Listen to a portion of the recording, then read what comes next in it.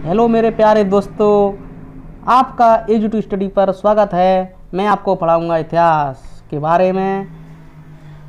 चलो चलते हैं, इतिहास के बारे में पढ़ते हैं। भारत का इतिहास।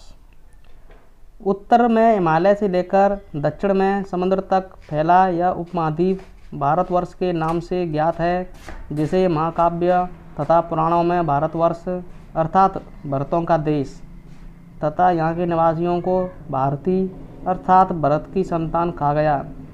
भरत एक प्राचीन कबीले का नाम था। प्राचीन भारतीय अपने देश को जम्बू द्वीप अर्थात जम्मू मतलब जामुन वृक्षों का द्वीप कहते थे। प्राचीन ईरानी इसे सिंधु नदी के नाम से जोड़ते थे, जिसे वे सिंधु न कहकर हिंदू कहते थे। जो हमारे उत्तर भारत में जो सिंधु नदी है, सिंधु नदी को वह हिंदू कहते थे। यही नाम फिर पूरे पश्चिम में फैल गया और पूरे देश को इसी नदी के नाम से जाना लगा। यूनानी इसे इंदे और अरब इसे हिंद कहते थे। मध्यकाल में इस देश को हिंदुस्तान कहा जाने लगा। जो मध्यकाल में जो मिडिवल हिस्ट्री होती है, उसमें जो अरब देश से आए हुए यूनानी आए हुए वो हिंदुस्तान कहते थे। तो यह शब्द भी फारसी शब्द हिंदू से बना है। यूनानी भाषा के इंदे के आधार पर अंग्रेज इसे इंडिया कहने लगे। विंध्य की पर्वत श्रृंखला देश को उत्तर और दक्षिण दो भागों में बांटती है। जो विंध्य पर्वत श्रृंखला है, जो एमपी से लगती हुई जाती है, जो मध्य प्रदेश से होकर जाती है ना, जो हमारे उत्तर भारत को दक्षिण भारत को दो हिस्सों में बांटती है। पर्वत श्रृंखला है जो उत्तर और दक्षिण दो भागों में बांटती है। उत्तर में इंडो यूरोपीय परिवार की भाषाएं बोलने वालों की और दक्षिण में द्रविड़ परिवार के भाषा बोलने वालों का बहुमत है। भारत की जनसंख्या निर्माण जिन प्रमुख नस्लों के लोगों के मिश्रण से हुआ है वे इस प्रकार हैं: प्रोटोस्टलाइड, पेलियो मेडिटेरियन, काकेसाइड, निग्रोइड, मंगोलाइड। भारतीय इतिहास को अध्ययन की सुविधा के लिए तीन भागों में बांटा गया है: प्राचीन भारत और मध्यकालीन भारत एवं आधुनिक भारत। नोट: सबसे पहले इतिहास को तीन भागों में बांटने का श्रेय जर्मन इतिहासकार क्रिस्टोफ सेलियर्स ने बांटा था। अब हम पढ़ेंगे प्राचीन भारत के बारे में। प्राचीन भारतीय इतिहास के स्रोत। प्राचीन भारतीय इतिहास के विषय में जानकारी मुख्यतः चार स्रोतों से प्राप्त होती है: धर्म ग्रंथ, ऐतिहासिक ग्रंथ, विदेशियों का विवरण और नंबर 4 पुरातत्व संबंधी साक्ष्य। तो हम पढ़ेंगे पहले धर्म ग्रंथ एवं ऐतिहासिक ग्रंथ से मिलने वाली महत्वपूर्ण जानकारियाँ। भारत का सर्वप्राचीन धर्म ग्रंथ वेद है, जिसके संकलनकर्ता महर्षि कृष्ण द्वैपायन वेदव्यास को माना जाता है। वेद वसुदेव कुटुंबक का उपदेश देता है। भारतीय परंपरा वेदों का नित्य औपृष्य मानती है। वेद चार हैं: ऋग्वेद, यजुर्वेद, सामवेद, अथर्ववेद। इन चार वेदों को संहिता कहा जाता है। मैं आपसे पूछूंगा सबसे प्राचीन वेद कौन सा है, तो यह ऋग्वेद है। सबसे पुराना वेद ऋग्वेद को माना जाता है। तो ऋग्वेद के बारे में हम पढ़ेंगे। रचनाओं के क्रमबद्ध ज्ञान के संग्रह को ऋग्वेद कहा जाता है। इसमें 10 मंडल, 1028 सूक्त, बाल खिल्य पाठ के 11 सूक्तों सहित एवं 10,462 रचनाएँ हैं। इस वेद के रचनाओं के पढ़ने वाले ऋषि को होत्र कहते हैं। इस वेद से आर्य के राजनीतिक प्रणाली, इतिहास एवं ईश्वर की महिमा के बारे में जानकारी मिलती है। विश्वामित्र द्वारा रचित ऋग्वेद के तीसरे मंडल से सूर्य देवता सावित्री को समर्पित प्रसिद्ध गायत्री मंत्र है। इसके 9वें मंडल में देवता सोम का उल्लेख है। इसके 8वें मंडल की हस्तलिखित रचनाओं को खिल कहा जाता है। चातुर्स वर्णीय समाज की कल्पना का आदि स्रोत ऋग्वेद के 10वें मंडल में वर्णित पुरुष सूक्त है, जिसके अनुसार 4 वर्ण ब्राह्मण, क्षत्रिय, वैश्य तथा शूद्र। जो हमारे वर्णों को 4 वर्णों में बांटा था, जैसे ब्राह्मण, क्षत्रिय, वैश्य तथा शूद्र। आदि पुरुष ब्रह्मा के क्रमशः मुख ब्राह्मण मुख से और क्षत्रिय भुजाओं से और वैश्य जंघाओं से, शूद्र चरणों से उत्पन्न हुए हैं, यह बताया गया है ऋग्वेद में। तो चलो आगे चलते हैं। ऋग्वेद में कई परिच्छेदों में प्रयुक्त अधन्य शब्द का संबंध गाय से है। धर्मसूत्र 4 प्रमुख जातियों की स्थितियों, व्यवसायों, दायित्वों, कर्तव्यों तथा विशेष अधिकारों में स्पष्ट विभेद करता है। ईसा पूर्व एवं ईसवी वर्तमान में प्रचलित ग्रेगोरियन कैलेंडर, ईसाई कैलेंडर और जूलियन कैलेंडर एक ही नाम है। ईसाई धर्मगुरु ईसा मसीह के जन्म वर्ष कल्पित पर आधारित है। ईसा मसीह के जन्म के पहले के समय को ईसा पूर्व मतलब BC before the birth of Jesus Christ कहा जाता था। ईसा पूर्व में वर्षों की गिनती उल्टी दिशा में होती थी। जैसे महात्मा बुद्ध का जन्म 563 ईसा पूर्व एवं मृत्यु 483 ईसा पूर्व में हुआ, यानी ईसा मसीह के जन्म के 563 पूर्व महात्मा बुद्ध का जन्म एवं 483 पूर्व मृत्यु हुई। ईसा मसीह की जन्म स्थिति से आरंभ हुआ सन ईसवी सन कहलाते हैं। इसके लिए संक्षेप में ईसवी लिखा जाता है। ईसवी को लैटिन भाषा के शब्द एडी में लिखा जाता है। एडी यानी एनो डोमिनी, जिसका शाब्दिक है in the year of lord Jesus Christ. Vamana अवतार के 3 पगों के आख्यान का प्राचीनतम स्रोत ऋग्वेद है। ऋग्वेद में इंद्र के लिए 250 और अग्नि के लिए 200 रचनाओं की रचना की गई है। यह ऋग्वेद के बारे में बताया गया है। ऋग्वेद में प्राचीन इतिहास के साधन के रूप में वैदिक साहित्य में ऋग्वेद के बाद शतपथ ब्राह्मण का स्थान है। अब यह आपका ऋग्वेद पूरा हो गया है, तो हम दूसरे वेद पर चलते हैं। यह है यजुर्वेद। सस्वर पाठ के लिए मंत्रों तथा बलि के समय अनुपालन के लिए नियमों का संकलन यजुर्वेद कहलाते हैं। इसके पाठकर्ता को अधूर्य कहते हैं। जैसे ऋग्वेद को हमने बताया था, उसको कहते हैं होत्र। इसी प्रकार यजुर्वेद के पाठकर्ता को कहते हैं अधूर्य कहते हैं। यजुर्वेद में यज्ञों के नियमों एवं विधि विधानों का संकलन मिलता है। इसमें बलिदान विधि का भी वर्णन है। यह एक ऐसा वेद है जो गद्य एवं पद्य दोनों में है। अब चलते हैं तीसरे वेद सामवेद पर। साम का शाब्दिक अर्थ है गान।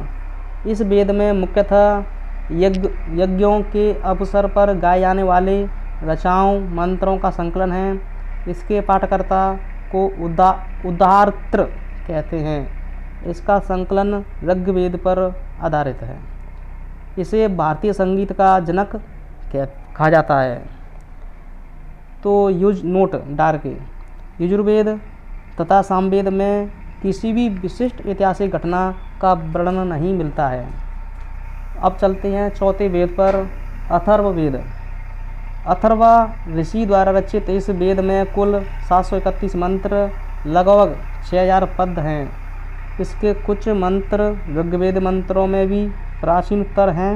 अथर्ववेद कन्याओं के जन्म की निंदा करता है। ऐतिहासिक दृष्टि से अथर्ववेद का महत्व इस बात में है कि इसमें सामान्य मनुष्यों के विचारों तथा अंधविश्वासों का वर्णन मिलता है। पृथ्वी सूक्त अथर्ववेद का प्रतिनिधि सूक्त माना जाता है। इसमें मानव जीवन के सभी पक्षों, गृह निर्माण, कृषि की उन्नति, व्यापारिक मार्गों का गहन खोज, रोग निवारण, समन्वय, विवाह तथा प्रणय गीतों, राजभक्ति, राजा का चुनाव, बहुत से वनस्पतियों एवं औषधियों, साप, वशीकरण, प्रायश्चित, मातृभूमि, महात्म्य आदि का विवरण दिया गया है। कुछ मंत्रों में जादू टोने का भी वर्णन है। अब अथर्ववेद में प्रचित कुछ कुरुओं को राजा कहा गया तथा कुरु देश की समृद्धि का अच्छा चित्रण मिलता है। इसमें सभा समिति को प्रजापति की 2 पुत्रियां कहा गया। नोट: सबसे प्राचीन वेद ऋग्वेद एवं सबसे बाद का वेद अथर्ववेद है। वेदों को भली भांति समझने के लिए 6 वेदांगों की रचना हुई है, जैसे शिक्षा, ज्योतिषी, कल्प, व्याकरण, निरुक्त तथा छंद। भारतीय ऐतिहासिक कथाओं का सबसे अच्छा क्रमबद्ध विवरण पुराणों में मिलता है। इसके रचयिता लोमहर्ष अथवा इनके पुत्र उग्रश्रवा माने जाते हैं। इनकी संख्या 18 है, जिनमें से केवल 5 मत्स्य, वायु, विष्णु, ब्राह्मण एवं भागवत में ही राजाओं की वंशावली पाई जाती है। नोट: पुराणों में मत्स्य पुराण सबसे प्राचीन एवं प्रामाणिक है। अधिकतर पुराण सरल संस्कृत श्लोक में लिखे गए हैं। स्त्रियां तथा शूद्र जिन्हें वेद पढ़ने की अनुमति नहीं थी, वे भी पुराण सुन सकते थे। पुराणों का पाठ पुजारी मंदिरों में किया करते थे। स्त्री की सर्वाधिक गिरी हुई स्थिति मैत्रेयी संहिता से प्राप्त होती है, जिसमें जुआ और शराब की भांति स्त्री को पुरुष का तीसरा मुख्य दोष बताया गया है।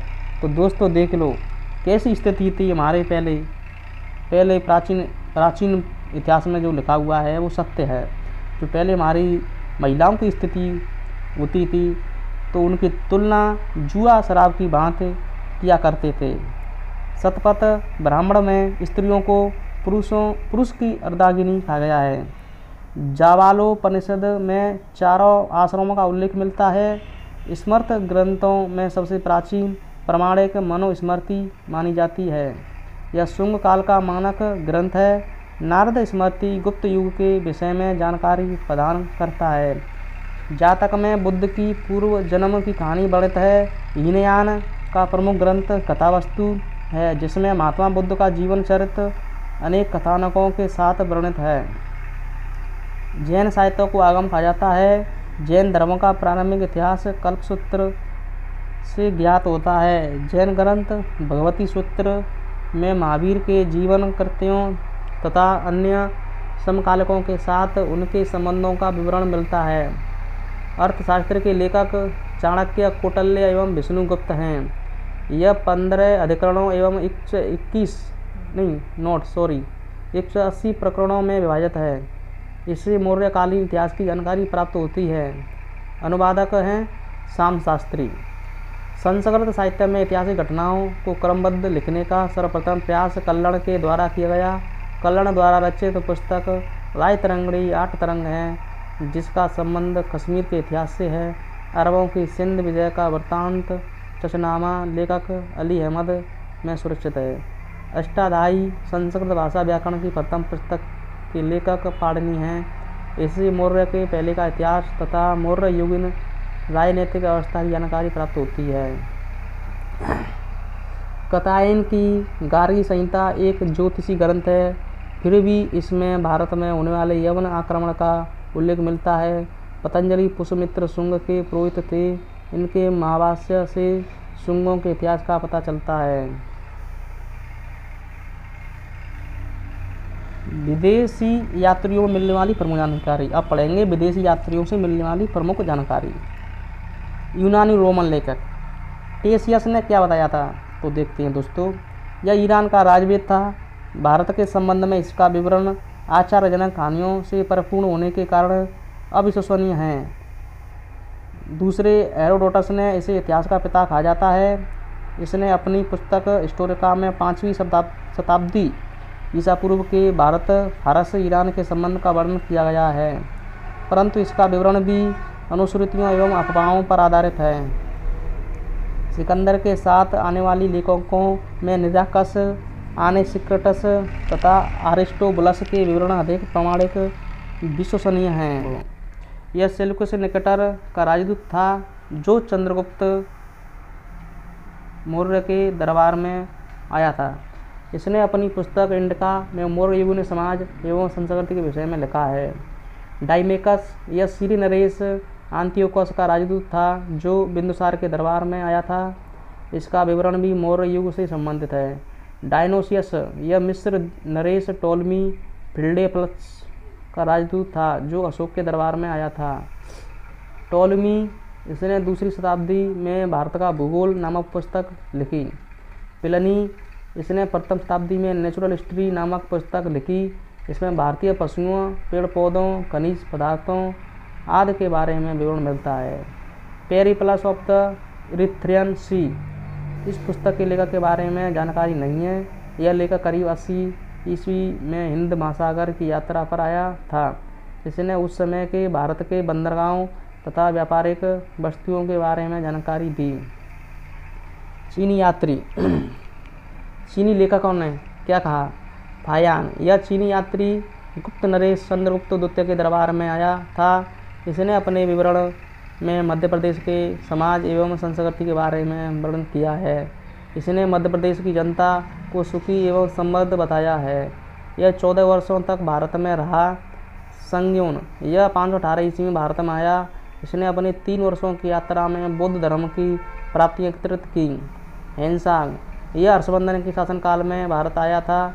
हेनसांग 629 ईस्वी में चीन से भारतवर्ष के लिए प्रस्थान किया और लगभग 1 वर्ष की यात्रा के बाद सर्वप्रथम यह भारतीय राज्य कपिसा पहुंचा।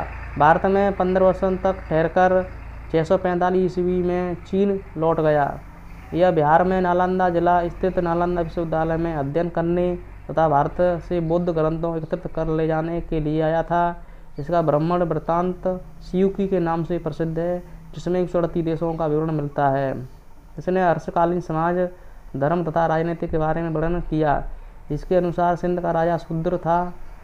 हेनसांग ने बुद्ध की प्रतिमा के साथ साथ सूर्य और शिव की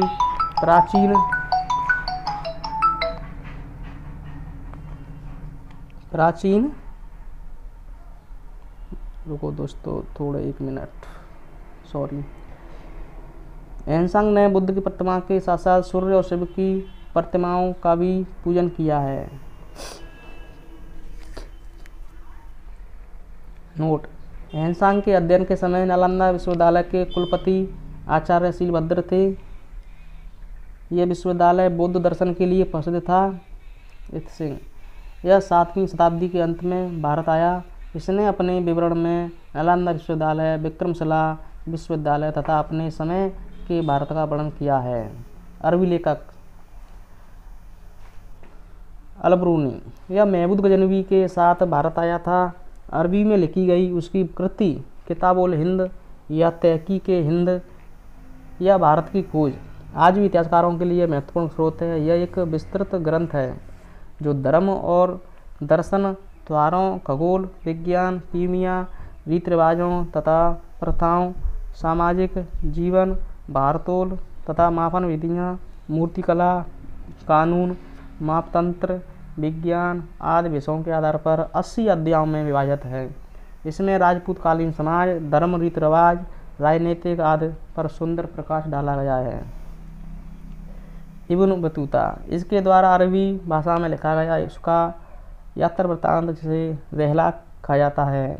14वीं शताब्दी में भारतीय उपमहाद्वीप के सामाजिक तथा सांस्कृतिक जीवन के विषय में बहुत ही प्रचुर तथा सबसे रोचक जानकारियाँ देता है।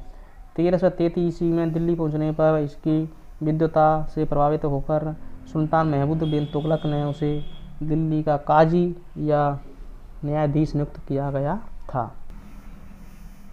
अन्य लेखक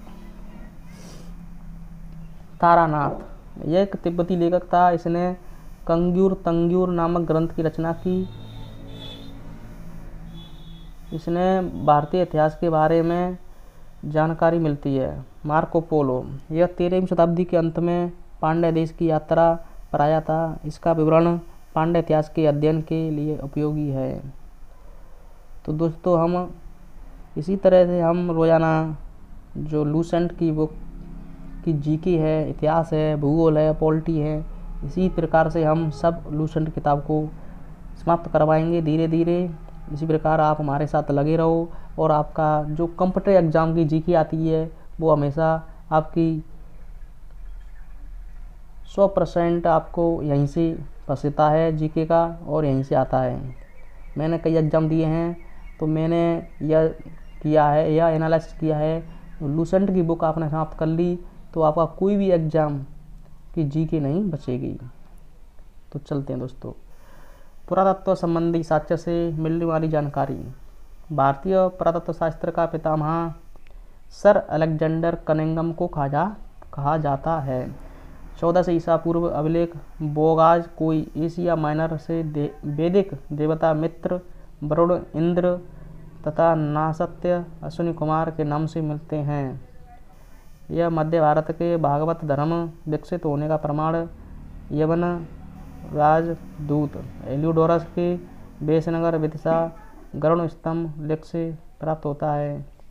सर्वप्रथम भारतवर्ष का जिक्र हाथी गुम्फा अभिलेख से है। सर्वप्रथम दुर्भिक्ष का जानकारी देने वाला अभिलेख सौगौरा अभिलेख है। इस अभिलेख में संकट काल में उपयोग हेतु खाद्यान्न सुरक्षित रखने का भी उल्लेख है। सर्वप्रथम भारत पर होने वाली गूढ़ आक्रमण की जानकारी भीतरी स्तंभ लेख से प्राप्त होती है। सती प्रथा का पहला लिखित साक्ष्य ऐरण अभिलेख शासक भानुगुप्त से प्राप्त होती है। सातवाहन राजाओं का पूरा इतिहास उनके अभिलेखों के आधार पर पूरा लिखा गया है। रेशम बुनकर की श्रेणियों की जानकारी मंदसौर अभिलेख से प्राप्त होती है। कश्मीरी नवपाषाणिक पुरास्थल ब्रुजहोम से गारतावास गड्ढा घर का साक्ष्य मिला है। इनमें उतरने के लिए सीढ़ियाँ होती थीं। प्राचीनतम सिक्कों को हाथ सिक्के कहा जाता है। इसी को साहित्य में काशासरण कहा गया है। सर्वप्रथम सिक्कों पर लेख लिखने का कार्य यवन शासकों ने किया।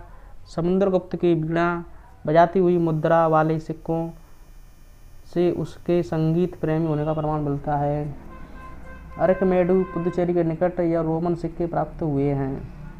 नोट: सबसे पहले भारत के संबंध बर्मा, सुवर्ण भूमि, वर्तमान में म्यांमार, मलाया, स्वर्णद्वीप, कम्बोडिया, कम्बोज और जावा यव द्वीप से स्थापित हुए।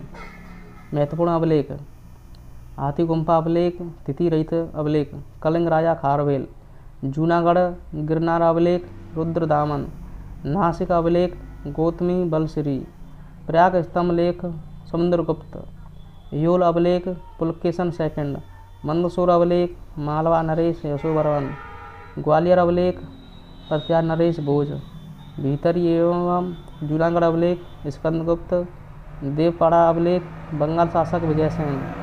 अभिलेखों का अध्ययन एपिग्राफी कहलाता है।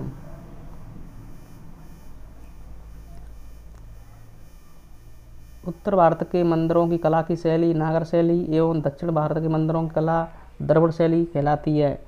दक्षिणापथ के मंदिरों के निर्माण में नागर और द्रविड़ दोनों शैलियों का प्रभाव पड़ा, अतः यह वेसर शैली कहलाती है। पंचायतन शब्द मंदिर रचना शैली से संबंधित है। एक हिंदू मंदिर तब पंचायतन शैली का कहलाता है जब मुख्य मंदिर 4 सहायक मंदिरों से घिरा होता है। पंचायतन मंदिर के निर्माण पंचायतन मंदिर के उदाहरण कंदरिया महादेव खजुराहो, ब्रह्मेश्वर मंदिर भुवनेश्वर, लक्ष्मण मंदिर खजुराहो, लिंगराज मंदिर भुवनेश्वर, दशावतार मंदिर देवगढ़ उत्तर प्रदेश, गोंडेश्वर मंदिर महाराष्ट्र। अब पढ़ेंगे प्रागैतिहासिक काल।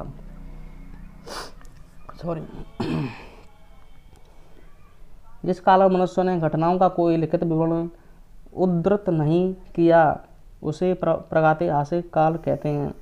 मानव विकास के उस काल को इतिहास कहा जाता है जिसका विवरण लिखित रूप में उपलब्ध है।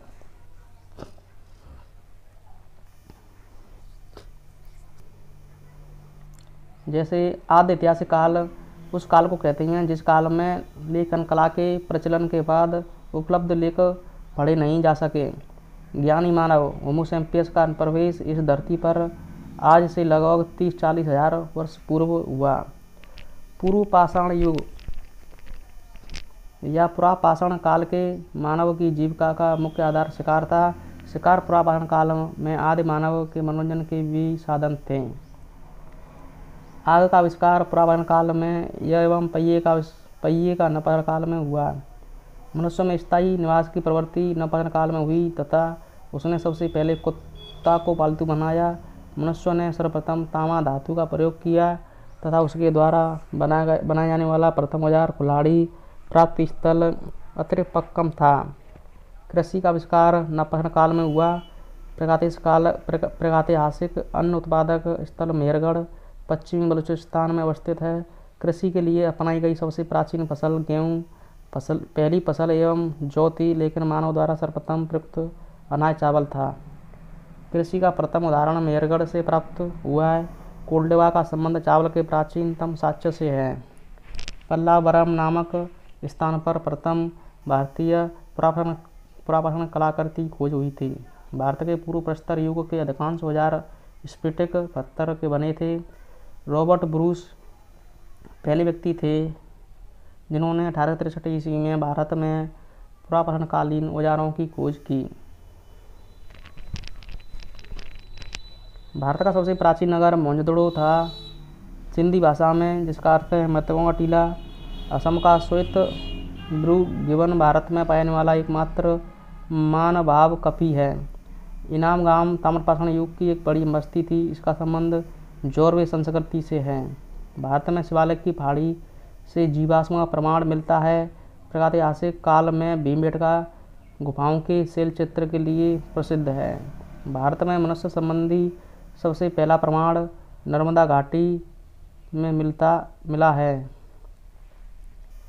नोट: भारतीय नागरिक सेवा के अधिकारी रिजली प्रथम व्यक्ति थे जिन्होंने प्रथम बार वैज्ञानिक आधार पर भारत की जनसंख्या का प्रायद्वीपीय विभेदीकरण किया। सिंधु सभ्यता: रेडियो कार्बन C14 जैसी नवीन विश्लेषण पद्धति के द्वारा सिंधु सभ्यता की सर्वमान्य तिथि 24 ईसा पूर्व से 17 ईसा पूर्व मानी गई। इसका विस्तार त्रिभुजाकार है। सिंधु सभ्यता की खोज 1921 में राय बहादुर दयाराम साहनी ने की।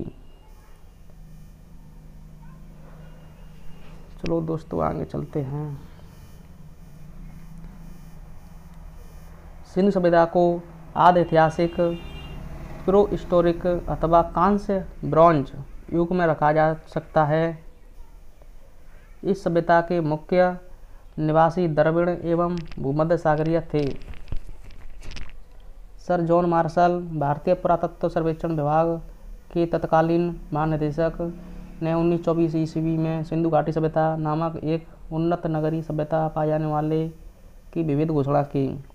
सिंधु सभ्यता के सर्वाधिक पश्चिमी पुरास्थल दास नदी के किनारे स्थित सुतकांगेडोर बलूचिस्तान, पूर्वी पुरास्थल इंडन नदी के किनारे आलमगीरपुर जिला मेरठ उत्तर प्रदेश, उत्तरी पुरास्थल चिनाब नदी के तट पर अखनूर के निकट मांदा जम्मू कश्मीर व दक्षिण पुरास्थल गोदावरी नदी के तट पर दायमाबाद जिला अहमदनगर महाराष्ट्र। चलो तुम्हें कुछ बता देते हैं। जैसे यह उत्तर, यह पश्चिम, यह पूर्व, यह दक्षिण। सिंधु घाटी सभ्यता यह कह रहा है, देखो यहाँ पूर्व पुरास्थल इंडन नदी के किनारे आलमगीरपुर है, यहाँ आलमगीरपुर है जिला मेरठ। उत्तरी पुरास्थल चिनाब नदी के तट पर अखनूर निकट जम्मू कश्मीर यहाँ उत्तर में है। दक्षिण पुरास्थल गोदावरी नदी के तट पर दायमाबाद जिला अहमदनगर महाराष्ट्र में है। सिंधु सभ्यता या सैनव सभ्यता नगरीय सभ्यता थी। सैनव सभ्यता से प्राप्त परिपक्व अवस्था वाले स्थलों में केवल 6 को ही बड़े नगर की संज्ञा दी गई है। यह हैं मोहनजोदड़ो, हड़प्पा, गढ़वारीवाला, धोलावीरा, राखीगढ़ी एवं कालीबंगन। स्वतंत्रता प्राप्ति पश्चात हड़प्पा संस्कृति के सर्वाधिक स्थल गुजरात में खोजे गए।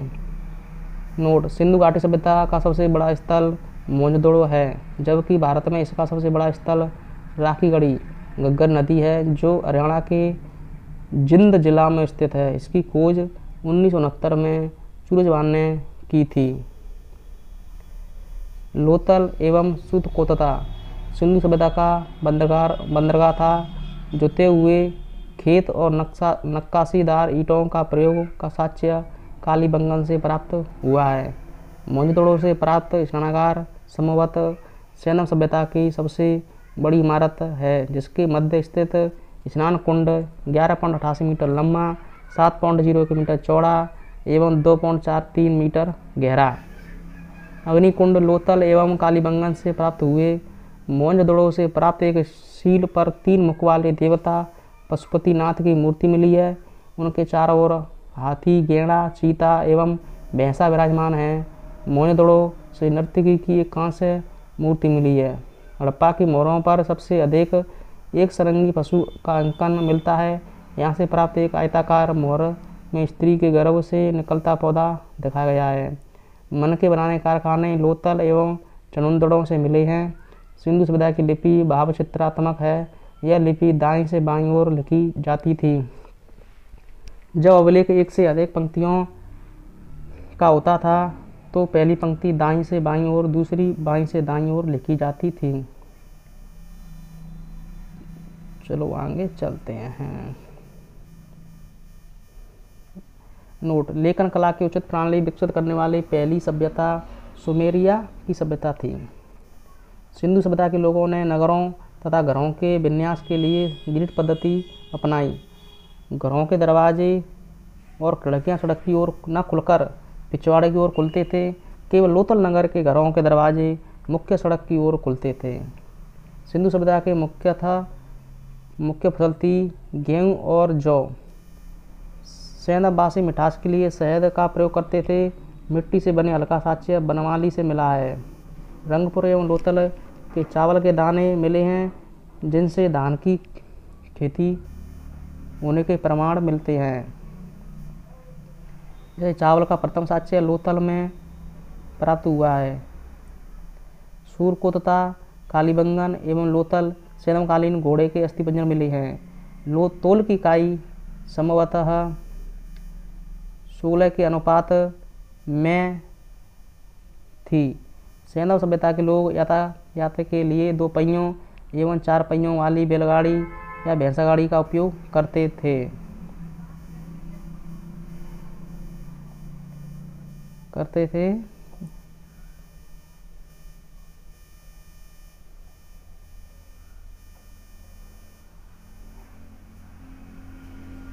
मेसोपोटामिया अभिलेखों का वर्णन मेलुआ शब्द का अभिप्राय सिंधु सभ्यता से ही है। संभवतः हड़प्पा संस्कृति का शासन बड़े वर्ग के हाथों में था। पिग्गट ने हड़प्पा एवं मोहनजोदड़ो को एक विस्तृत साम्राज्य की जुड़वा राजधानी कहा। सिंधु सभ्यता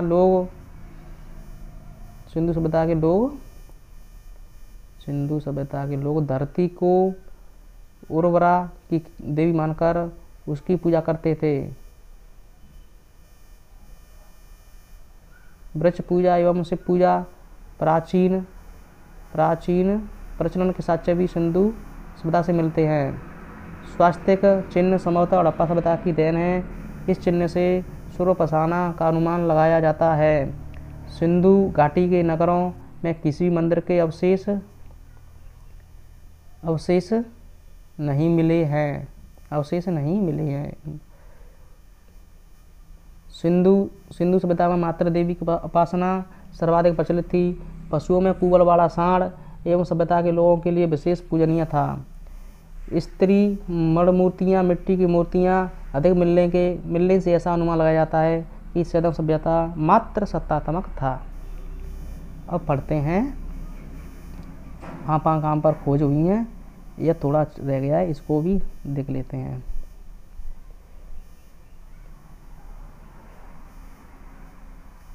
सिंधु काल में विदेशी व्यापार। आयातित वस्तुएं प्रदेश। तांबा मिलता था खेतड़ी बलूचिस्तान ओमान, चांदी अफगानिस्तान ईरान, सोना कर्नाटक अफगानिस्तान, टिन अफगानिस्तान ईरान, गोमेद सौराष्ट्र और लाजवर्त मेसोपोटामिया, सीसा ईरान। चलो दोस्तों आगे चलते हैं। सेना सभ्यता के प्रमुख स्थल और नदी और उत्खननकर्ता एवं वर्तमान स्थिति।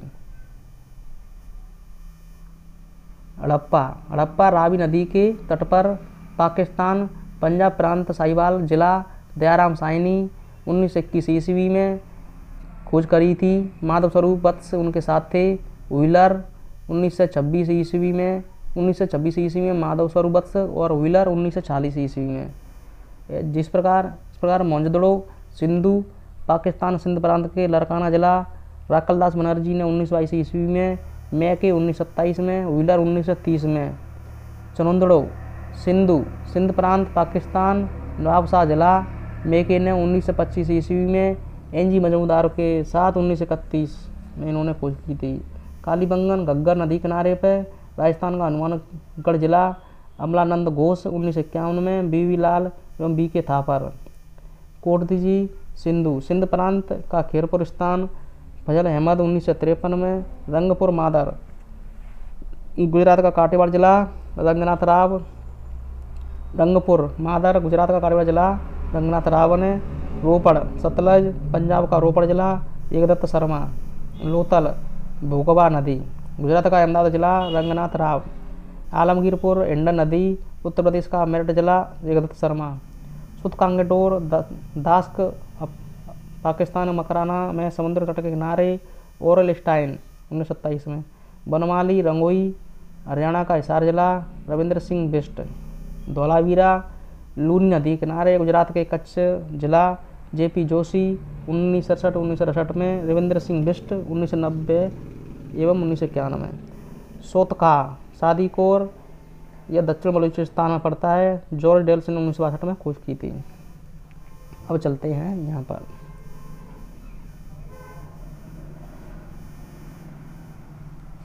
सेनावासी सूती एवं ऊनी वस्त्रों का प्रयोग करते थे। मनोरंजन के लिए सेनावासी मछली पकड़ना, शिकार करना, पशु पक्षियों को आपस में लड़ाना, चौपड़ पासा खेलना आदि साधनों का प्रयोग करते थे। सिंधु सभ्यता के लोग काले रंग की डिजाइन किए हुए लाल मिट्टी के बर्तन बनाते थे। सिंधु घाटी के लोग तलवार से प्रसिद्ध नहीं थे। कालीबंगन एक मात्र हड़प्पाकालीन स्थल था जिसका निचला शहर सामान्य लोगों के रहने हेतु भी किले से घिरा हुआ था। कालीबंगन का अर्थ काली चूड़ियाँ। यहाँ से पूर्व हड़प्पा स्तरों के खेत जोते जाने के और अग्नि पूजा का प्रथा के प्रमाण मिल रहे हैं। पर्दा प्रथा वेश्यावृत्ति सिंधु सभ्यता में प्रचलित थी। शवों को जलाने एवं गाड़ने यानी दोनों की प्रथाएं प्रचलित थीं। हड़प्पा में शवों को दफनाने जबकि मोहनजोदड़ो में जलाने की प्रथा विद्यमान थी। लोथल एवं कालीबंगा में युग्म समाधियाँ मिली हैं। सेना सभ्यता के विनाश का संभवतः सबसे प्रभावी कारण बाढ़ था। आग में पकी हुई मिट्टी को टेराकोटा कहा जाता है। वैदिक सभ्यता वैदिक काल का विभाजन दो भागों में ऋग्वैदिक काल 1500 से 1000 ईसा पूर्व, उत्तर वैदिक काल 1600 ईसा पूर्व में किया गया है। आर्य सर्वप्रथम पंजाब अफगानिस्तान में बसे हैं। मैक्स मूलर ने आर्यों का मूल निवास स्थान मध्य एशिया को माना है। आर्यों द्वारा निर्मित सभ्यता वैदिक सभ्यता कहलाई। यह एक ग्रामीण सभ्यता थी। आर्यों की भाषा संस्कृत थी। आर्य शब्द भाषा समूहों को इंगित करता है। आर्यों की प्रशासनिक इकाई आरोही क्रम से इन 5 भागों में बांटा था: कुल, ग्राम, विश्व, जन, राष्ट्र। ग्राम के मुखिया ग्रामणी, विश्व का प्रधान विस्पति एवं जन के शासक राजन कहलाते थे। राज्याधिकारियों में पुरोहित एवं सेनानी प्रमुख थे। वशिष्ठ रूढ़वादी एवं विश्वामित्र उदार पुरोहित थे। सूत रत्नकार कम्मादी नामक अधिकारी रत्नी कहे जाते थे। इनकी संख्या राजा सहित करीब 12 हुआ करती थी। पूर्व दुर्गपति एवं स्पष्ट जनता की गतिविधियों को देखने वाले गुप्तचर होते थे। वाजपति का गोचर भूमि का अधिकारी होता था। उग्र अपराधियों को पकड़ने का कार्य करता था। नोट: ऋग्वेद में किसी तरह के न्यायाधिकारी का उल्लेख नहीं है। सभा एवं समिति राजा को सलाह देने वाली संस्था थी। सभा श्रेष्ठ एवं सम्राट लोगों की संस्था थी, जबकि समिति सामान्य जनता का प्रतिनिधित्व करती थी। इसके अध्यक्ष को ईशान कहा जाता था। स्त्रियां सभा एवं समितियों में भाग ले सकती थीं। नोट: ऋग्वेद में किसी तरह के न्यायाधिकारी का उल्लेख नहीं है। सभा एवं समिति को राजा को सलाह देने वाली संस्था थी। सभा श्रेष्ठ एवं सम्राट लोगों की संस्था थी, जबकि समिति सामान्य जनता का प्रतिनिधित्व करती थी। इसके अध्यक्ष ईशान कहा जाता था। स्त्रियां सभा एवं समितियों में भाग ले सकती थीं। युद्ध में कबीले का नेतृत्व राजा करता था। युद्ध के लिए गविष्टि शब्द का प्रयोग किया गया, जिसका अर्थ है गायों की खोज। दशराज्य युद्ध का उल्लेख ऋग्वेद के 7वें मंडल में है। यह प्रशुणी रावी नदी के तट पर सुदास एवं 10 जनों के बीच लड़ा गया है, जिसमें सुदास विजयी हुआ। ऋग्वेदिक समाज 4 वर्णों में विभक्त था। यह वर्ण थे ब्राह्मण, क्षत्रिय, वैश्य और शूद्र। यह विभाजन व्यवसाय पर आधारित था। ऋग्वेद में 10वें मंडल के पुरुषोक्त एवं चतुर्वर्णों का उल्लेख मिलता है। इसमें कहा गया है कि ब्राह्मण परम पुरुष के मुख से,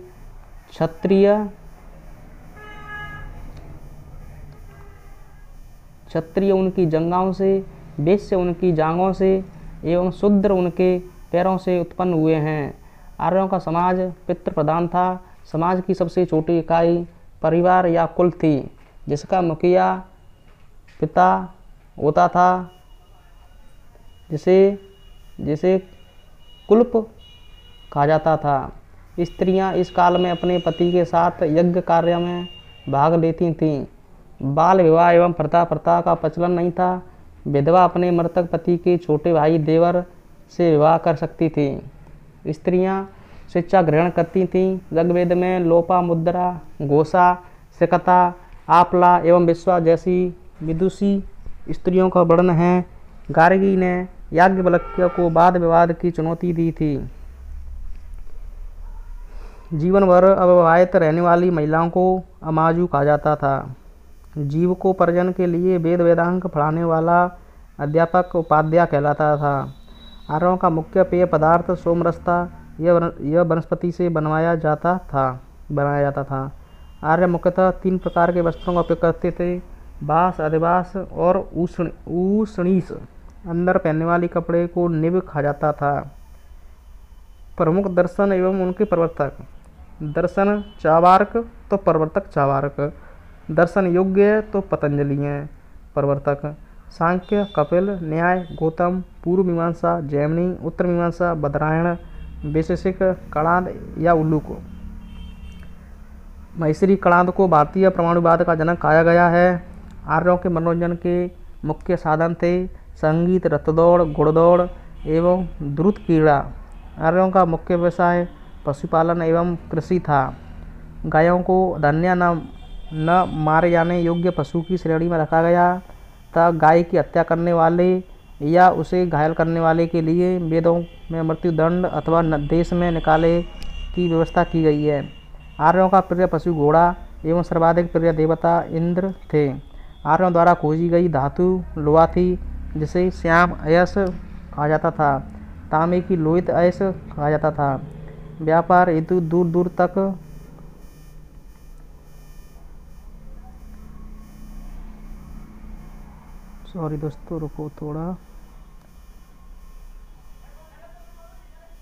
व्यापार हेतु दूर दूर तक जाने वाले व्यक्ति को पणे कहते थे। लेन देन में वस्तु विनिमय की प्रणाली प्रचलित थी।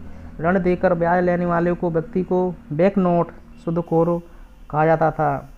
मनुष्य एवं देवता के बीच मध्यस्थ की भूमिका निभाने वाले देवता के रूप में अग्नि की पूजा की जाती थी। ऋग्वेद में उल्लिखित सभी नदियों में सरस्वती सबसे महत्वपूर्ण तथा पवित्र मानी जाती थी। ऋग्वेद में गंगा का 1 बार और यमुना का उल्लेख 3 बार हुआ है। इसमें सिंधु नदी का उल्लेख सर्वाधिक बार हुआ है। ऋग्वेदिक नदियाँ, जो ऋग्वेद काल में जो नदियाँ थीं उसके प्राचीन नाम और आधुनिक नाम के बारे में पढ़ेंगे। कुर्व को कहते थे कुर्रम कहते हैं अब, पहले कुआ अब काबुल है। वितस्ता झेलम है। अस्कनी चिनाब है। परुषणी रावी है। शत्रुधि सतलज है। विपाशा व्यास है। सदानीरा गंडक है। दृश्यद्वती गग्गर है। गोमती गोमल है। सुवस्तु स्वात है। उत्तर वैदिक काल में इंद्र के स्थान पर प्रजापति सर्वाधिक प्रिय देवता हो गए थे। विष्णु के 3 पगों की कल्पना का विकास उत्तर वैदिक काल में हुआ। ऋग्वैदिक कालीन देवता: इंद्र युद्ध का नेता एवं वर्षा का देवता। अग्नि देवता एवं मनुष्य के बीच मध्यस्थ है। वरुण पृथ्वी एवं सूर्य के निर्माता। समुद्र का देवता। विश्व के नियामक एवं शासक। सत्य का प्रतीक। ऋतु परिवर्तन, दिन रात का कर्ता। ये वरुण देवता है भाई। धौ आकाश का देवता सबसे प्राचीन। सोम वनस्पति देवता। उषा प्रगति एवं उत्थान देवता। अश्वनी विपत्तियों को हरने वाला देवता, पूषण पशुओं का देवता, विष्णु विष्णु के संरक्षक एवं पालनकर्ता, मरुत आंधी तूफान का देवता। उत्तर वैदिक काल में राजा के राज्याभिषेक के समय राजसूय यज्ञ का अनुष्ठान किया गया था। उत्तर वैदिक काल में वर्ण व्यवसाय की बजाय जन्म के आधार पर निर्धारित होने लगे थे। उत्तर वैदिक काल में हल को सिरा, हल रेखा को सीता कहा जाता था। उत्तर वैदिक काल में निष्क और शतमान मुद्रा की इकाइयों थी, लेकिन इस काल में किसी खार, भार, आकृति और मूल्य के सिक्कों के चलन का कोई प्रमाण नहीं मिलता है। सांख्य दर्शन भारत के सभी दर्शनों में सबसे प्राचीन है। इसके अनुसार मूल तत्व 25 हैं, जिनमें प्रकृति का पहला तत्व है सत्यमेव जयते, मुंडकोपनिषद से लिया गया है। इसकी उपनिषद में यज्ञ की तुलना फूटी नाव से की गई है। गायत्री मंत्र सवित्र देवता को संबोधित है, जिसका संबंध ऋग्वेद से है। लोगों को आर्य बनाने के लिए विश्वामित्र ने गायत्री मंत्र की रचना की। श्राद्ध की प्रथा पहल दत्तात्रेय ऋषि के बेटे निमि ने शुरू की। उत्तर वैदिक काल में कौशाम्बी नगर में प्रथम बार पक्की ईंटों का प्रयोग किया गया है। महाकाव्य 2 हैं, महाभारत एवं रामायण। महाभारत का पुराना नाम जय संहिता है। यह विश्व का सबसे बड़ा महाकाव्य है। गोत्र नामक संस्था का जन्म उत्तर वैदिक काल में हुआ। नोट: वेदांत दर्शन के मौलिक ग्रंथ ब्रह्मसूत्र या वेदांत सूत्र की रचना बदरायण ने की थी। अब पढ़ते हैं महाजनपदों का उदय। बुद्ध के जन्म के समय 6ठी शताब्दी ईसा पूर्व भारतवर्ष 16 जनपदों में बंटा हुआ था। इसकी जानकारी हमें बौद्ध ग्रंथ गौतम निकाय में मिलती है। अंग: पहला महाजनपद अंग, जिसकी राजधानी चंपा क्षेत्र आधुनिक स्थान है भागलपुर, मुंगेर बिहार। मगध गिरिब्रज राजगृह, पटना गया बिहार। काशी वाराणसी के आसपास उत्तर प्रदेश। वत्स कौशाम्बी इलाहाबाद के आसपास उत्तर प्रदेश। बज्जी कौशाम्बी विदय मिथिला। वैशाली मुजफ्फर एवं दरभंगा के आसपास का क्षेत्र। कौशल श्रावस्ती फैजाबाद गोंडा बहराइच उत्तर प्रदेश। अवंती उज्जैन महिष्मती मालवा मध्य प्रदेश। मल्ल कुशावती देवरिया बस्ती गोरखपुर उत्तर प्रदेश। पंचाल अहिच्छत्र कांपल्य बरेली बदाऊं फर्रुखाबाद उत्तर प्रदेश।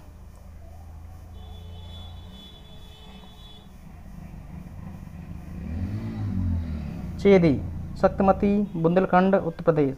कुरु इंद्र प्रदेश आधुनिक दिल्ली मेरठ एवं हरियाणा के कुल क्षेत्र। मत्स्य विराटनगर जयपुर अलवर भरतपुर राजस्थान के आसपास के क्षेत्र। कम्बोज आटक राजौरी एवं हजारा क्षेत्र। सूरसेन मथुरा उत्तर प्रदेश। अस्मक पोटली पोतन गोदावरी नदी क्षेत्र दक्षिण भारत का एकमात्र जनपद। गांधार तक्षशिला रावलपिंडी एवं पेशावर पाकिस्तान।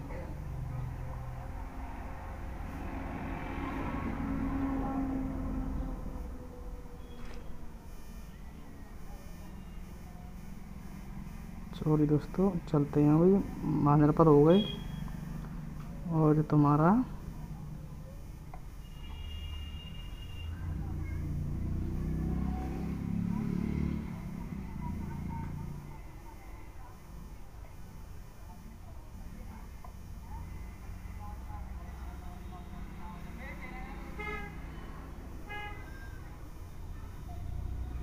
यहाँ पर चलते हैं। जैन धर्म स्टार्ट करेंगे। जैन धर्म के बारे में।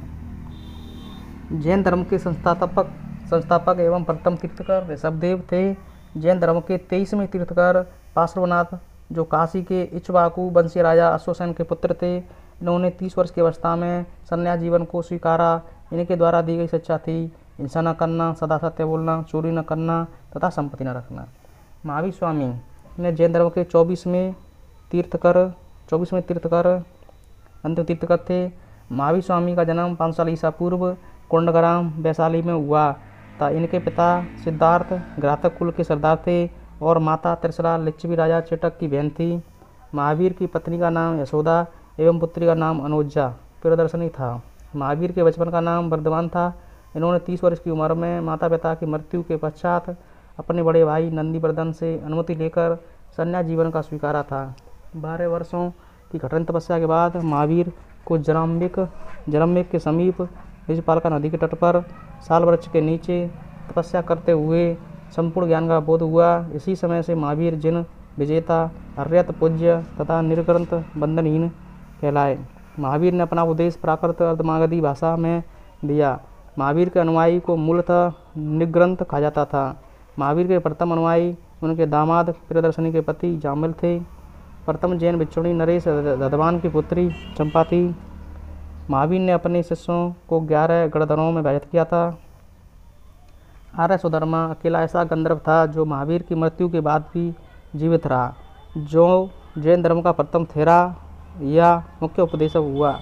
स्वामी महावीर के भिक्षुणी संघ की प्रधान चंदना थी। प्रमुख जैन तीर्थकर और उनके प्रतीक चिन्ह। जैन तीर्थकर का नाम और प्रतीक चिन्ह।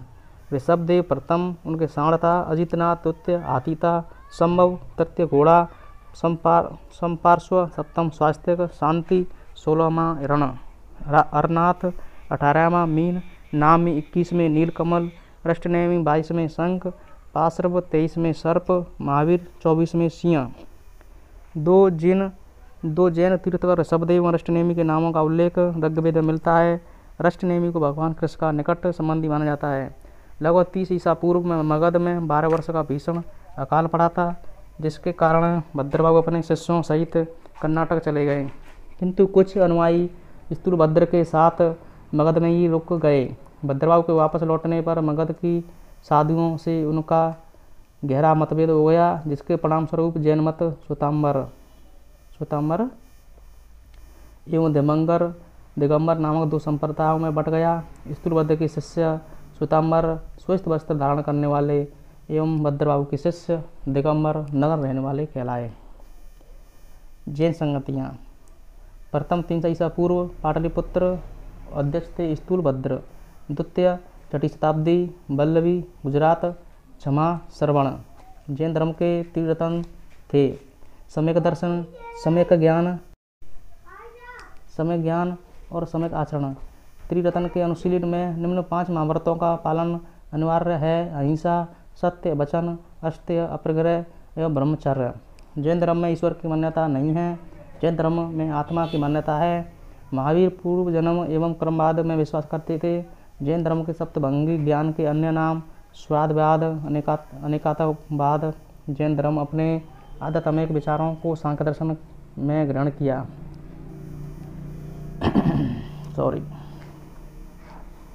जैन धर्म मानने वाले कुछ राजा थे: उदयन, बंद राजा, चंद्रगुप्त मौर्य, कलिंग नरेश, खारवेल, राष्ट्रकूट राजा, अमोघ वर्ष, चंदेल शासक।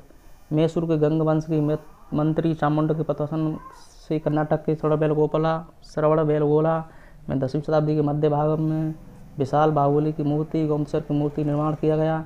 खजुराहो में जैन मंदिरों का निर्माण चंदेल शासकों द्वारा किया गया। मृत्युत्तर युग में मथुरा जैन धर्म का प्रसिद्ध केंद्र था। मथुरा कला का संबंध जैन धर्म से है। जैन तीर्थंकरों की जीवनी भद्रबाबू द्वारा रचित कल्पसूत्र से है। 72 वर्ष की आयु में महावीर की मृत्यु निर्माण 460 ईसा पूर्व में बिहार राज्य के पावापुरी राजगीर में हो गई। मल्ल राजा सरस्वती पाल के राजा प्रसाद में महावीर स्वामी का निर्माण प्राप्त हुआ। यह तुम्हारा जैन धर्म हो गया पूरा। अब पढ़ेंगे बौद्ध धर्म। बौद्ध धर्म के संस्थापक गौतम बुद्ध थे। इन्हें एशिया का ज्योति पुंज, लाइट ऑफ एशिया कहा जाता है। बुद्ध जन्म से संबंधित बौद्ध धर्म का प्रतीक घटना, प्रतीक जन्म कमल एवं साण, गृहत्रयाग घोड़ा, ज्ञान पीपल बोधवृक्ष, निर्वाण पदचिन्ह, मृत्यु स्तूप। गौतम बुद्ध का जन्म 563 ईसा पूर्व में कपिलवस्तु के लुम्बिनी नामक स्थान पर हुआ। इनके पिता शुद्धोधन साकेगढ़ के मुखिया थे। इनकी माता माया देवी की मृत्यु इनके जन्म के 7वें दिन हो गई थी। इनका लालन पोषण इनकी सौतेली माँ प्रजापति गौतमी ने किया था। इनके बचपन का नाम सिद्धार्थ था। गौतम बुद्ध का विवाह 16 वर्ष की अवस्था में यशोधरा के साथ हुआ। इनके पुत्र का नाम राहुल था। सिद्धार्थ जब कपिलवस्तु की सैर पर निकले तो इन्होंने निम्न 4 दृश्यों को क्रमशः देखा: बूढ़ा व्यक्ति, एक बीमार व्यक्ति, शव एवं एक सन्यासी। सांसारिक समस्याओं से व्यतीत होकर सिद्धार्थ ने 29 वर्ष की अवस्था में गृह त्याग किया, जिस बौद्ध धर्म में महाविनिष्क्रमण कहा गया है। गृह त्याग के करने के बाद सिद्धार्थ बुद्ध ने वैशाली के अलार कलाम से सांख्य दर्शन की शिक्षा ग्रहण की। अलार कलाम सिद्धार्थ के प्रथम गुरु थे। अलार कलाम के बाद सिद्धार्थ ने राजगीर के रुद्रक रामपुत्र से शिक्षा ग्रहण की। उरुवेला में सिद्धार्थ का कौंडिन्य, बप्पा भादिया मानामा एवं असागी नामक 5 साधक मिले। बिना अन्न जल ग्रहण किए 4 वर्ष की कठिन तपस्या के बाद 35 वर्ष की वायु में वैशाखी पूर्णिमा की रात निरंजना फलू नदी किनारे पीपल वृक्ष के नीचे सिद्धार्थ को ज्ञान प्राप्त हुआ। ज्ञान प्राप्ति के बाद सिद्धार्थ बुद्ध के नाम से जाने लगे। वह स्थान बोधगया कहलाया। बुद्ध ने अपना प्रथम उपदेश सारनाथ ऋषिपतनम में दिया, जिसे बौद्ध ग्रंथों में धर्मचक्र प्रवर्तन कहा गया है। यह बहुत इंपॉर्टेंट क्वेश्चन है दोस्तों। बौद्ध ग्रंथों में धर्मचक्र प्रवर्तन कहा गया, जो पहले उपदेश दिया था। बुद्ध ने अपने उपदेश जनसाधारण की भाषा पाली में दिए। बुद्ध ने अपने उपदेश कौशल, वैशाली, कौशाम्बी व अन्य राजाओं में दिए, लेकिन सर्वाधिक उपदेश कौशल देश की राजधानी श्रावस्ती में दिए। इनके प्रमुख अनुयायी शासक थे बिम्बसार, कृष्णजीत, उदायन। बुद्ध की मृत्यु 80 वर्ष की अवस्था में 483 ईसा पूर्व में कुशीनारा, देवरिया, उत्तर प्रदेश में चुंद द्वारा अर्पित भोजन करने के बाद हो गई, जिसे बुद्ध धर्म में महापरिनिर्वाण कहा गया। मल्लों ने अत्यंत सम्मानपूर्वक बुद्ध को अंत्येष्टि संस्कार किया। एक अनुश्रुति के अनुसार मृत्यु के बाद बुद्ध के शरीर की अवशेषों को 8 भागों में बांटकर उन पर 8 स्तूपों का निर्माण कराया गया। बुद्ध के जन्म एवं मृत्यु की तिथि को चीनी परंपरा के कैंटोन अभिलेख के आधार पर निश्चित किया गया। बौद्ध धर्म के बारे में हमें विशद ज्ञान त्रिपिटक, विनय पिटक, सूत्र पिटक, अभिधम्म पिटक से प्राप्त होता है। तीनों पिटकों की भाषा पाली है। बौद्ध धर्म मूलतः अनिश्वरवादी, इसमें आत्मा की परिकल्पना भी नहीं। बौद्ध धर्म में पूर्व पुनर्जन्म की मान्यता है। तृष्णा को चीर हो जाने की अवस्था को ही बुद्ध ने निर्माण कहा गया। विश्व दुखों से भरा है का सिद्धांत बुद्ध ने उपनिषद से लिया गया। बुद्ध का अनुयायी 2 भागों में विभाजित है। भिक्षु को बौद्ध धर्म के प्रचार के लिए जिन्होंने संन्यास ग्रहण किया उन्हें भिक्षु कहा गया। उपासक ग्रस्त जीवन व्यतीत करते हुए बुद्ध धर्म अपनाने वालों को उपासक कहा गया। बुद्ध संघ सम्मिलित होने के लिए न्यूनतम आयु सीमा 15 वर्ष थी। बुद्ध संघ में प्रविष्ट होने को उपसंपदा कहा जाता था। बुद्ध धर्म के त्रिरत्न बुद्ध धम्म एवं संघ। बुद्ध सभाएं। प्रथम बुद्ध संघ थी 483 ईसा पूर्व। राजगृह महाकश्यप अध्यक्ष थे। शासनकाल अजातशत्रु का था। द्वितीय बुद्ध संघ थी 383 ईसा पूर्व। वैशाली सवाकामी कालाशोक। तृतीय बुद्ध संघ थी 255 ईसा पूर्व। पाटलिपुत्र मोगलीपुत्र तिस अशोक। चतुर्थ बुद्ध संघ थी प्रथम ईस्वी कुंडलवन वसुमित्र अशोक घोष अध्यक्ष थे। कनिष्क का शासनकाल में हुआ था। चतुर्बुद्ध संगति के बाद बौद्ध धर्म 2 भागों में हीनयान एवं महायान में विभाजित हो गई। बौद्ध धर्म के महायान संप्रदाय का आदर्श बोधिसत्व के दूसरे कल्याण को प्राथमिकता देते हुए अपने निर्माण में विलंब करते हैं। हीनयान का आदर्श अर्यत पद को प्राप्त करना। जो व्यक्ति अपनी साधना से निर्माण की प्राप्ति करते हैं उन्हें ही अर्यत कहा जाता है। दोस्तों आगे चलते हैं। धार्मिक जुलूस का प्रारंभ सबसे पहले बौद्ध धर्म के द्वारा प्रारंभ किया गया।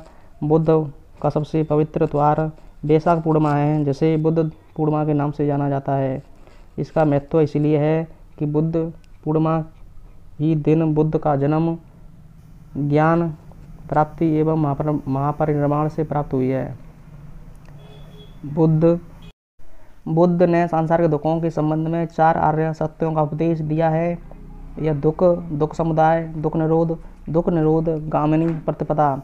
इन सांसारिक दुखों से मुक्ति हेतु बुद्ध ने अष्टांगिक मार्ग की बात कही। यह साधन है सम्यक दृष्टि, सम्यक संकल्प, सम्यक वाणी, सम्यक कर्मांत, सम्यक आजीव, सम्यक व्यायाम, सम्यक स्मृति, सम्यक समाधि। बुद्ध के अनुसार अष्टांगिक मार्गों के पालन करने के उपरांत मनुष्य की भव तृष्णा नष्ट हो जाती है और उसे निर्वाण प्राप्त हो जाता है। निर्वाण बौद्ध धर्म का परम लक्ष्य है, जिसका अर्थ है दीपक का बुझ जाना, अर्थात जीवन मरण इस चक्र से मुक्त हो जाना। बुद्ध ने निर्वाण प्राप्ति को सरल बनाने के लिए उन 10 शीलों पर बल दिया। अहिंसा, सत्य, अस्त्य, चोरी न करना, अपरिग्रह, किसी प्रकार की संपत्ति न रखना, मद सेवन न करना, असमय भोजन न करना, सुखप्रद बिस्तर पर नहीं सोना, धन संचय न करना, स्त्रियों से दूर रहना, नृत्य गान आदि से दूर रहना, गृहस्थों के लिए केवल प्रथम 5 शील तथा भिक्षुओं के लिए 10 शीलों का मानना अनिवार्य था। बुद्ध ने मध्यम मार्ग, मध्यमा प्रतिपद का उपदेश दिया। अनीश्वरवाद के संबंध में बौद्ध धर्म एवं जैन धर्म में समानता है। ज़्यादा कथाएं प्रदर्शित करती हैं कि बोधिसत्व का अवतार मनुष्य के रूप में भी हो सकता है, पशुओं के रूप में भी हो सकता है। बोधिसत्व के रूप में पुनर्जन्मों को दीर्घ श्रृंखला के अंतर्गत बुद्ध ने शाक्य मुनि के रूप में अपना अंतिम जन्म प्राप्त किया, किंतु इसके उपरांत मित्र तथा अन्य अनाम बुद्ध तब अभी अवतरित होने शेष हैं। सर्वाधिक बुद्ध मूर्तियों का निर्माण गांधार शैली के अंतर्गत किया गया है, लेकिन बुद्ध की प्रथम मूर्ति संभवतः मथुरा कला के अंतर्गत बनी थी। तिब्बत, भूटान एवं पड़ोसी देशों में बौद्ध धर्म का प्रचार पदव संभव गुरु नृपन्नाच ने किया। इनका संबंध बौद्ध धर्म के वज्रायन शाखा से है। इनकी 123 फीट ऊंची मूर्ति हिमाचल प्रदेश रेवार सर झील में है। भारत की उपासना की जाने वाली प्रथम मूर्ति संभवतः बुद्ध की थी। भारत के महत्वपूर्ण बौद्ध मठ टाबो मठ तुम्हारे तपोगाम स्पीति घाटी हिमाचल प्रदेश में है। नामग्याल मठ धर्मशाला हिमाचल प्रदेश में है। हेमिस मठ लद्दाख जम्मू कश्मीर में है। तिक्से मठ लद्दाख जम्मू कश्मीर में है। सासुर मठ लाहौल स्पीति हिमाचल प्रदेश में है। मिड्रालिंग मठ देहरादून उत्तराखंड में है। रूमटेक मठ गंगटोक सिक्किम में है। तवांग मठ अरुणाचल प्रदेश में है। रामड्रालिंग मठ मैसूर कर्नाटक में है। बोधमंडा मठ बोधगया बिहार में है। चलो दोस्तों, आज हम यहीं समाप्त करते हैं। आज हमारा प्रागैतिहासिक काल और जैन धर्म और बौद्ध धर्म हो गया है। कल हम आपको शैव धर्म से चालू करेंगे। और दोस्तों शेयर करें, सब्सक्राइब करें, लाइक करें। दोस्तों आगे बढ़ाएं वीडियो को, अपने दोस्तों को बताएं कि हम आपको जीके के लिए कंप्यूटर एग्ज़ाम के लिए हम आपको लूसेंट लेकर चल रहे हैं और यहीं से सब क्वेश्चन बनते हैं। थैंक यू, धन्यवाद।